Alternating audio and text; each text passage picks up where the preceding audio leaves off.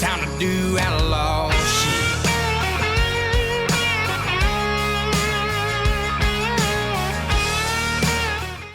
Guys, welcome back to another episode of Outlaw Logic. We are excited to break down this weekend's fights. In your main event, you've got Dariush versus Tsarukyan, which is an incredible fight. To my right, I got Mr. Anthony Smith here. He is filled in short notice. Next week on December 9th, he is taking on Khalil Roundtree in the co-main event. Obviously, in the main event, we got our own Chris Gutierrez.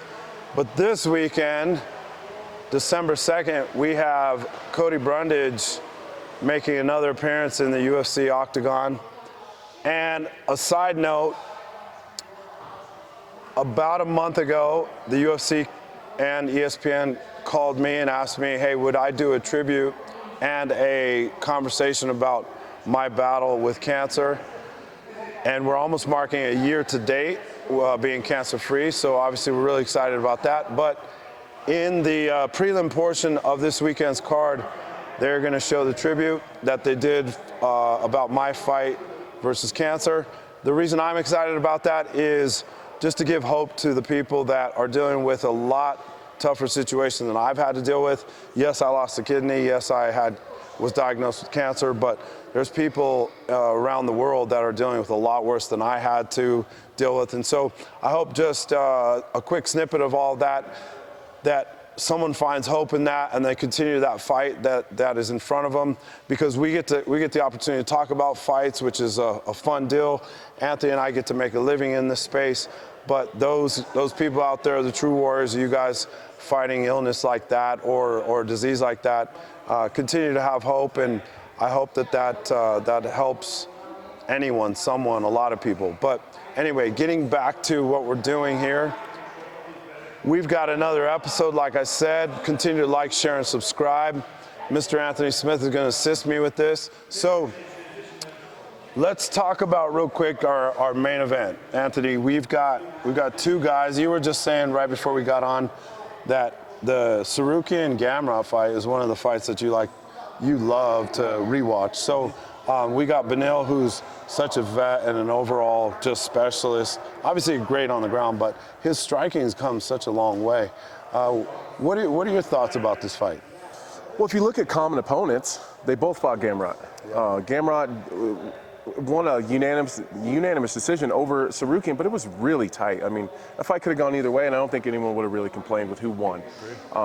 Then you look at Beneil and Gamrot, and Beneil being the vet, the larger guy, the better positional grappler, kind of shut Gamrot down at all corners. Every turn, he was just a little bit ahead. He was a little bit more positionally sound. His takedown defense was really good, and that's kind of Gamrot's thing, is spamming the takedowns over and over and over. I thought that was one of Beneil's, maybe not one of his most marquee wins, but I thought it was one of his most dominant and impressive for me, because he's an older vet. He's kind of a dog.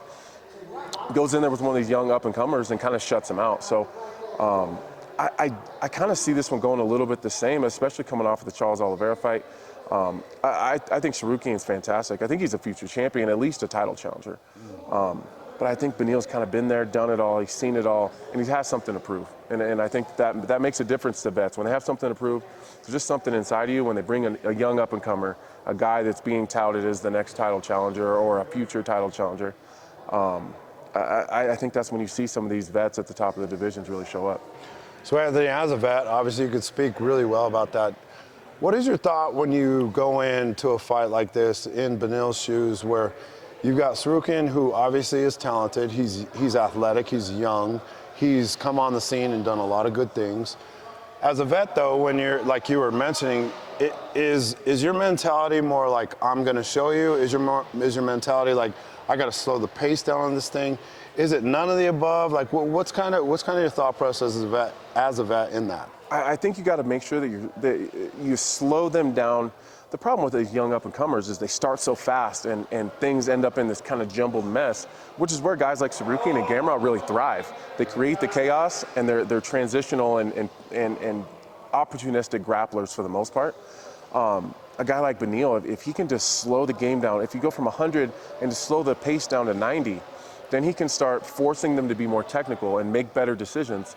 They're so reactionary in everything that they do. If you slow it down a little bit and force them to make decisions, and then you can almost dictate what those decisions are going to be.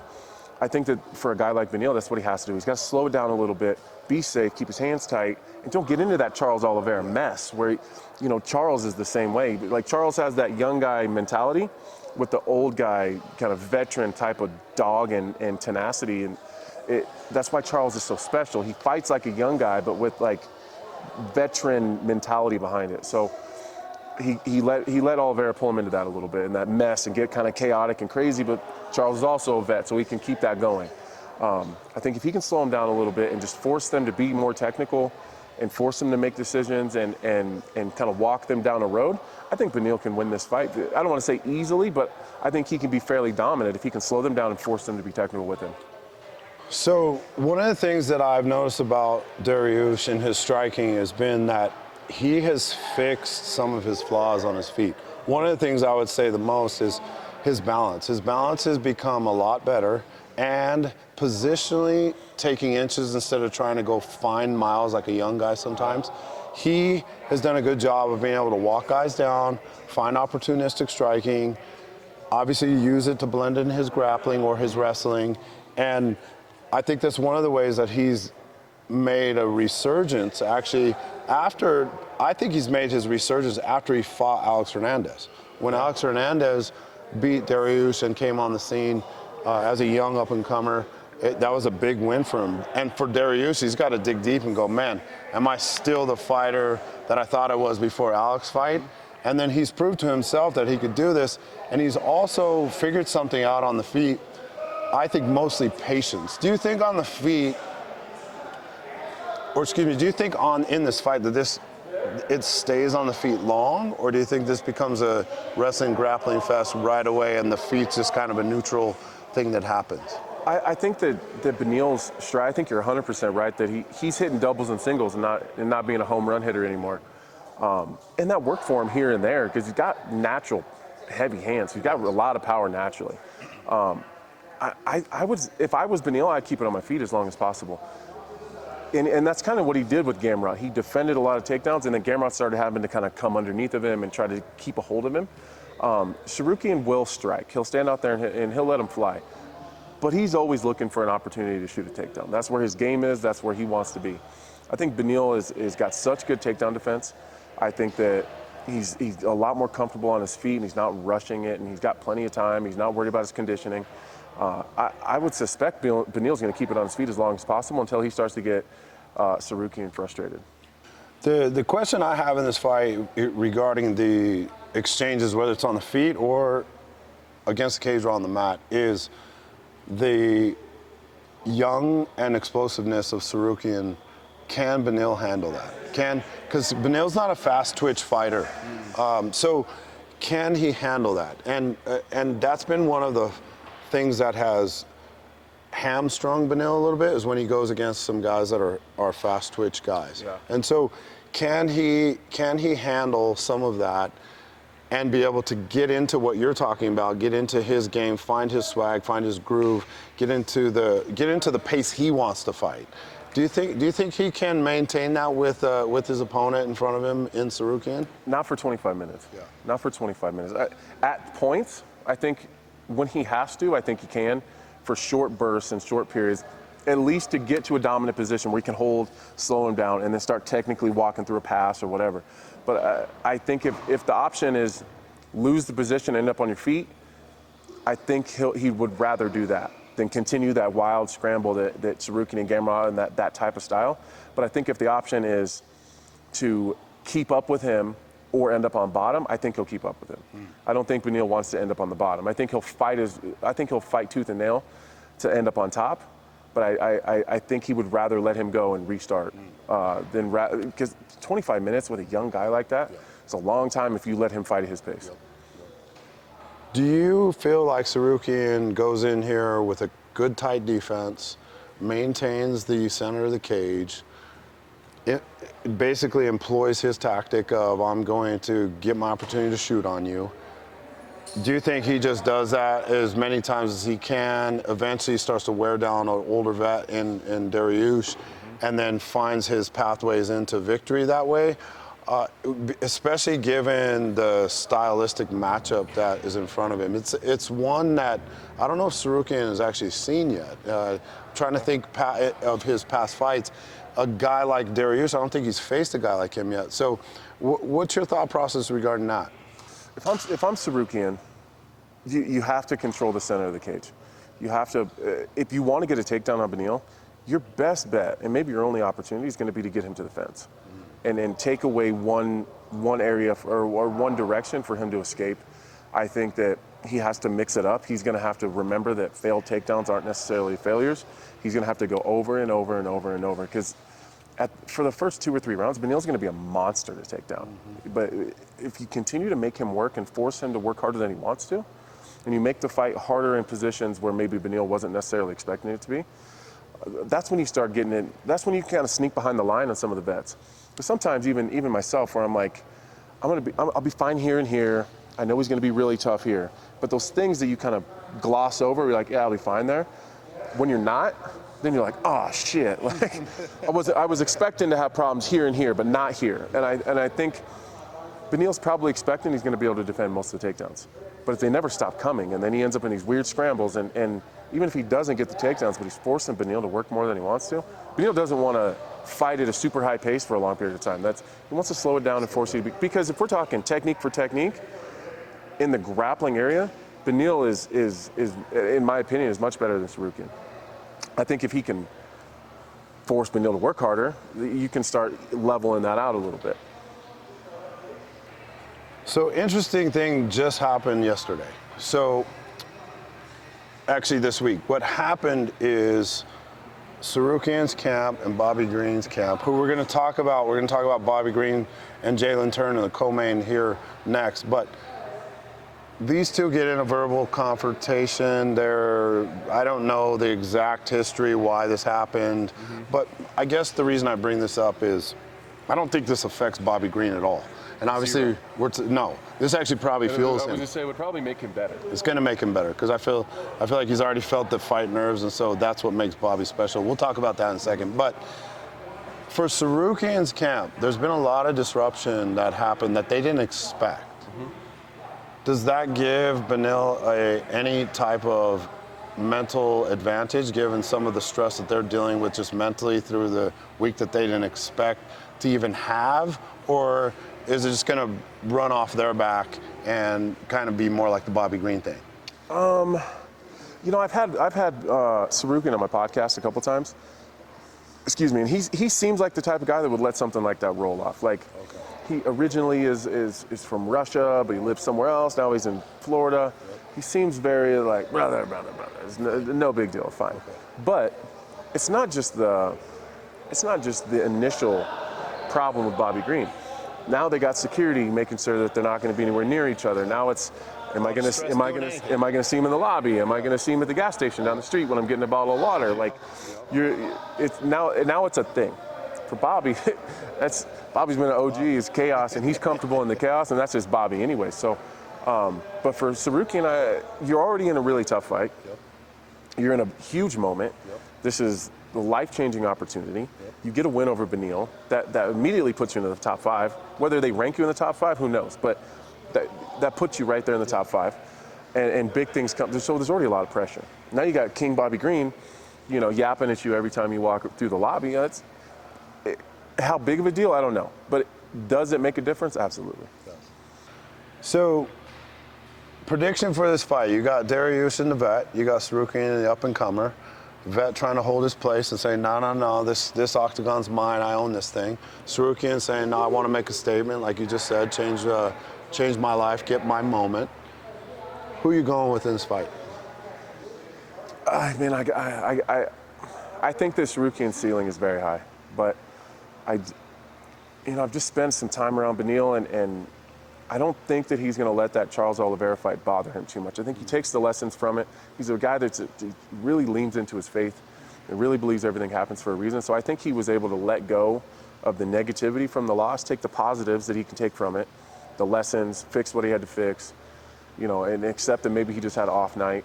And I just think that technically he's kind of better everywhere. If he can control the pace and he can kind of control the chaos in there, I think that Beneil can get it done, and I believe he will. So Mr. Smith is going with Dariush. I'm going to go and disagree with him and say Tsarukyan. The reason I'm saying this, my feelings, like if I just talk feelings and get rid of facts, I actually would like to see Dariush win just because of his storied past and career that he's had. But I think facts-wise, Tsarukyan wins based on two simple things: youth and explosiveness. I think those two things are going to neutralize Dariush, and I say that only because of the past. A lot of times the past reflects the future, and anytime he's gone in there with guys that are fast and explosive like that, he's had problems. It's not that Dariush couldn't find a way to win, because all the things we talked about just now are why he could, but I'm going to go with Tsarukyan for those reasons. That is the big difference between Tsarukyan and Gamrot, though. Agreed. Gamrot's fast. Tsarukyan's fast and explosive. And explosive. Right. I know. So Beneil can definitely deal with the speed. The explosiveness is going to be a different deal. I think that's where he finds some problems in that fight. And so Anthony and I are split on this one, which is good. Let us know in the comments what you think. We're going to move on to the co-main event. Hey, You've trained your whole life for this. Speed, Trained your whole life for this. precision. I think I used to If you go fucking make this on this one, I'm gonna be pissed. We know that's not going in. Yeah, it's going way left. Trained your whole life. Too much pressure coming up short. You got this or not? I've been waiting for this I feel like he's overthinking it. all my life. He's overthinking it. Overthinking it for sure.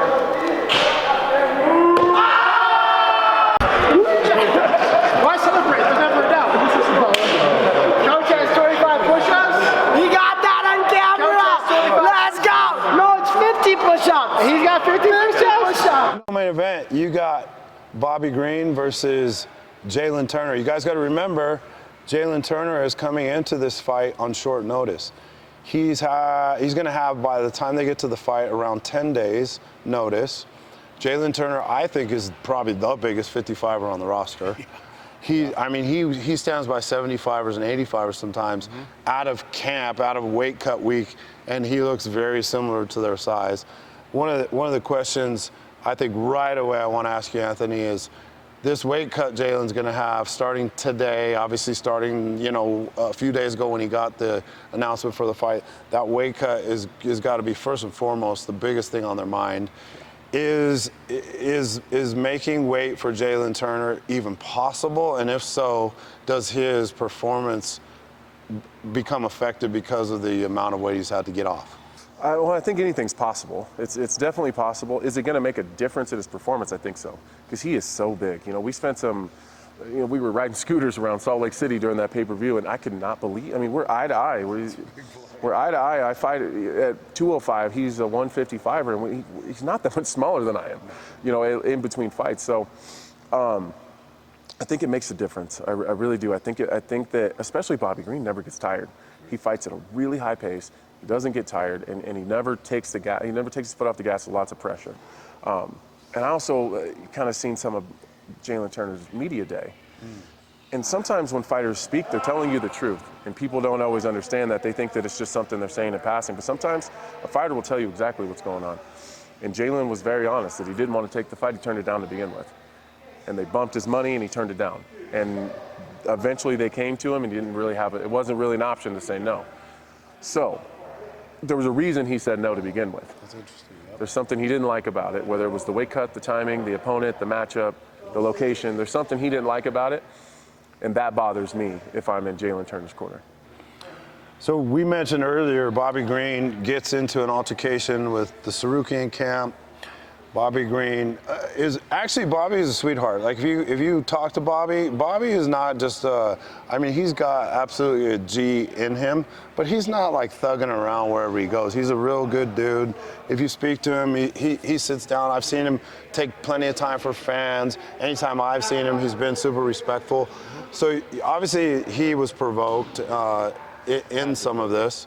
I'm not saying that it takes two to tango, but at the end of the day, Bobby is I think, completely unaffected by this. It actually probably is going to make Bobby even more hyped to go find an opportunity to win this fight against a 6'3" opponent who is massively long and at the end of his frame has some power. Can grapple too. That's the other thing. He's not. It's. I wouldn't say it's his absolute strength, but Jalen can grapple too. And so I wouldn't say it's a glaring hole. No, it's not a hole. And so Bobby obviously is a chipper. He's going to chip away. He's going to find opportunities to find you. He has power for sure, but it's not like he has extraordinary power. One hit quit only guy. He's not that fighter, but he can wrestle his balls off. You and I were talking earlier. He comes from California. I believe he was a state champion wrestler. He did really well, though. He did well. No matter what, he did well, which is hard to do in California. It's a one-class state, so it's everybody, the whole entire state. So, and he was fairly known in California for being a great wrestler, which is crazy. Sure. And I think one of the things you can't let vets have is a consistent confidence. And right now, and when I say that, I mean, if it's my vet that has consistent confidence, I'm super happy about it. If it's the guy you're going against in Jalen Turner versus Bobby Green, man, Bobby has made, I mean, in his last fight, no one would call what was going to happen. I'm not saying you wouldn't call that Bobby was going to win, but to win like he did that quickly against a tough opponent like he just had and the streak he's been on, Bobby's riding the wave right now. However, he's got a crazy short notice fight with a totally different body than he was going to see. What do you think about all that?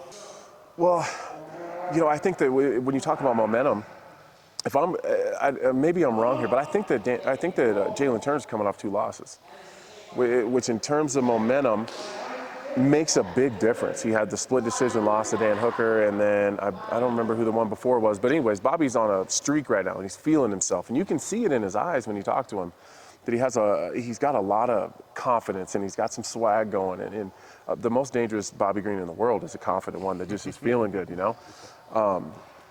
I don't necessarily think that the matchup is that big of a deal to Bobby Green, though. Because Dan Hooker is a long, fairly tall 55er. He's rangy. He's not going to have to worry about a bunch of grappling and wrestling. I don't suspect. If I was Jalen Turner, I'm going to shoot as much as I can and just mix it up. But because Bobby's so hard to hit, he's so elusive. His striking is so unorthodox, and like you said, he does have power, but he's not going to. Most of the time, you're not going to worry about him one hit quitting anybody. But I just feel like sometimes it's not about the technical part of it. Sometimes it's about the mental, emotional, and kind of roller coaster that's going on. Jalen didn't want to take the fight. He's got a tough weight cut. He's 6'3". Bobby Green is a pain in the ass to fight, no matter how many weeks you have, 10 days aside. But that's right. Jalen did have some weight cut problems in his last fight. So I don't know, which is odd to me because Jalen has been so consistent over his UFC career. He's consistently been a guy that's always in the mix. He's going to win more often than not. He's always kind of been on weight, and it hasn't been that big of a deal. He was younger then, I guess, too. As he gets older, it gets tougher. But I don't know what's happened with Jalen, where he's kind of he's had his hiccups and whatever, but he's kind of been on this track that's been steadily trending upwards, and now he's kind of in a mess right now. And I just feel like Bobby Green is a tough guy to try to get back on track with. It's just because there's so much bullshit on the outside. Because Bobby's gonna mess with you when you're in there. He's gonna talk to you. He's gonna make you uncomfortable outside of the octagon. Like I can see people that Bobby's about to fight. They're just uncomfortable when he's around. And like you said, he's a sweetheart. He's one of the nicest. I put him on my ESPN's top 5 list of nicest guys. Yeah. And he was upset because now people are gonna know. I'm a nice guy, but he just brings so much more to outside of the actual X's and O's inside the octagon. So with Jalen Turner, he obviously has to utilize his range.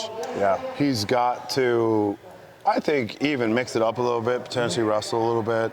But on the feet, he's got to absolutely create some range management. I think the difference between Jalen and Hooker, though, is Hooker isn't as big of a puncher as Jalen is, in the sense of power and at the end of his frame, thud. Hooker obviously has good hands, but I think Hooker was going to more kick and knee. Right. And whereas Jalen could, but that's not his specialty like Hooker's. Right, he's going to box. And right, so Jalen's going to box. You know Bobby's going to box. Mm-hmm.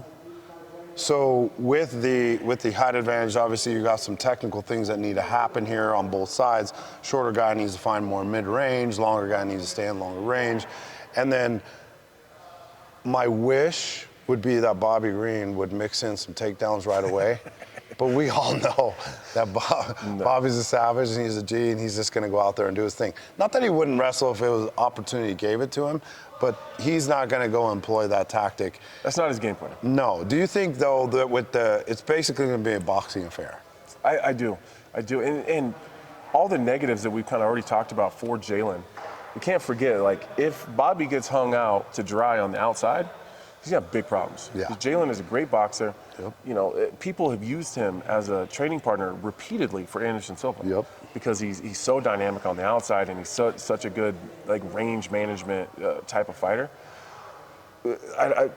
The things on the outside, the weight stuff, the weight cut issue before, the short notice, his mentality, like, of course those are all negatives, but he's got nothing but positives on the technical side of things. So I think if Bobby Green likes to kind of sit on the outside and he likes to slip punches and try to counter.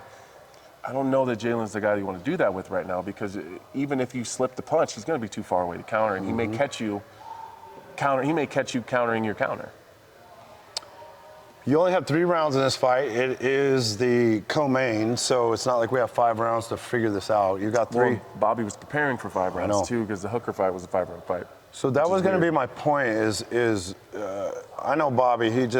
Bobby likes to just spar and do his thing, and then he gets the hell out of there and he spars and does his thing. I don't know if he trained any harder than he would have for a 3-round fight, but he's going to be in shape. Yeah. I think with Bobby preparing for this fight, being in shape, having an elusive style, all the things that are on the downside end for Jalen, in the sense of the weight cut, the short notice, I didn't really want to take this fight, all those things at the beginning, I think that kind of sways the favor into Bobby's hands. What do you think? Yeah, I think if you're looking at this fight, like, equal amount of time to prepare, they're both in great spots, I think that I'm probably a little bit on the fence. It just depends on who shows up and who's able to implement their game plan on their opponent. I think with the outside stuff, it does have me leaning Bobby, because mentally he is such a G. He's hard to shake. He's hard to get off his game. He's hard to, like, you can't bother Bobby Green. No. For the most part. Like, I've seen people land good shots on him, and he's got a short memory. He circles back and he keeps moving. He's just a mentally strong guy, and I think that with all the other stuff going on, that does make me lean towards him and give him an advantage. And I think with Bobby, it's hard to hit him square. It is. It's hard to hit Bobby clean. He doesn't get hit square much. The times he has is when he's been hurt, but it's pretty rare that happens. I think on my end, if I was going to pick this fight, if it was equal training time, I think I'd be a little more on the fence. I'm trying to keep my bias out of it too. Technically, it's a tough fight on both sides. I just think with the overall, sometimes you gotta look at the overall, not just the X's and O's. Right. I think the overall on this one favors Bobby, and that's who I'm going with on this one. Yeah, I'm gonna go Bobby as well, for the exact same reasons. I would be on the fence, and I got the same biases. It's hard. I got to check myself, because I just love Bobby Green so much. Right. But with everything, I do agree. I think Bobby Green gets this one done. All right, guys, in our final breakdown, we're going to talk about the feature fight. We have Mr. Rob Font versus Devson Figueiredo. Figgy is coming up to 35. We fact-checked this, and this will be the first time in the UFC that Figgy has fought at 135. Obviously, he's been on the biggest end of the 25 scale. And to his credit, though, he's only missed weight once against Benavidez at 25. Had some struggles with Moreno, of course. Everyone knows that story. Going to the hospital. He did lose that fight when he had some weight struggles. Going to 35, I think after his 77th fight against Moreno, he decided, okay, I want to go start a new chapter, which makes sense. The card, though, that he drew in Font is not an easy card to draw, especially given that Figgy is hittable. and Font has one of the best jabs in the entire MMA, in the sense of his effectiveness. And so, interesting feature fight here. What do you think, Anthony, with Figgy moving up a weight class? He's going to be short. Font is going to be a longer, taller fighter, and is just great at neutralizing the jab. Do you think that Figgy has a chance in this fight, or do you think this is a runaway for Font? I think it can be a runaway for Font if he gets that jab going and he's able to stay long. But we did see Rob Font versus Sandhagen, and Sandhagen has never been known to be this powerful, explosive wrestler, right? Figgy's got incredible grappling. Yep. We've seen him do magical things, especially with a guy like Benavidez, who was a great wrestler. Yep. The size is going to create some problems, but I think if he's going to 35, he's going to have to grapple more. He's going to have to wrestle. He's going to have to slow these guys down a little bit, take a little bit of the heat off some of these shots, because Rob Font could crack. Rob Font, and I think that Rob Font went into the Sandhagen fight not expecting to grapple. And I think that sometimes you get caught by surprise and things like that happen. But also, from the bottom, he didn't really show any ability to get up. If I'm Figueiredo's camp, I'm looking at that fight as a blueprint. Get some takedowns, control him on the ground, and chip away at him. And I mean, Sandhagen obviously is dynamic, and his wrestling was a surprise. That might be why. He was one arm, too. He was one arm. It might be why it looked easy, too, is that they weren't expecting it, plus Sandhagen's dynamic and then was just shooting in. After a round, though, of that, you'd be like, okay, shit, this is what's coming. Right. There just wasn't an adjustment there. So, yeah. I think, though, with Figgy, though, the issue he has is that he's constantly off balance in his striking. Yeah. And so I was just going to say that. He constantly throws like heat, and then he's off balance. Can his off balance approach, I don't know, hopefully they've shored some of that up and fixed some of that, but his off balance approach isn't going to give him, because Font has shown before the Sandhagen fight that he's got pretty good hips. Right. And so if Figgy's off balance and doesn't change much of what he's done with his striking, especially with a taller guy, he's going to want to lean and find him, try to come off his feet, find some power like he's done in the past. It's going to be hard to transition into some of that grappling if he didn't fix some of that. Do you think that's it? Do you think that's something they went and said, okay, you're going to 35, let's fix some of this? What do you think? I would hope so. Yeah. I would hope so. We haven't seen a bunch of evolution from Figgy. No. He's kind of been the same guy for a long time. And I'm happy you brought up like the off-balance stuff, because he overthrows so much. His whole body's coming with him when he's throwing, and when you're fighting a guy with such a good jab and such straight good punches, like straight punches, and they're balanced and they're grounded all the time. It's just running himself onto shots. Yeah. And if he doesn't address that, and he doesn't, it's almost like Figgy's got, like, back off the gas just a little bit. Yep. But what I'm afraid of is that maybe backing off the gas is going to expose that maybe he's not as technical as we maybe believe. On the ground, absolutely he is. Yep. He can run through these grappling series a lot, and he's got crazy power in his hands at 125. Yep. At 135, the power's not going to be quite as effective. And maybe if he does back off the gas, maybe that's going to show, it's going to force him to be more technical. The slower you fight, the more technical you have to be. Right. I don't know that in the striking part of the game, I don't know that he's technical enough to slow the game down and fight with Rob Font. One of the things I think Figgy would have to do is Font is a taller fighter, so he'd have to figure out how to go to his body. It's going to be tough getting through that jab, but he's got to get to his body. If he can get to his body, he can grapple. Yep. If he can't get to his body, he's going to car crash himself into some of these jabs that wouldn't technically hurt you, but they might hurt him because he car crashes himself into this. So I think the tough part for Figgy is going to be getting through the range, getting through that jab. And let's not forget, Font has power in his right hand. Sure. It's not that he doesn't, and he's shown to have good hips. Look what he did with Giannis. I know. I mean, Giannis is a good fighter, an amazing fighter. Yeah, really good fighter. Yeah. And so.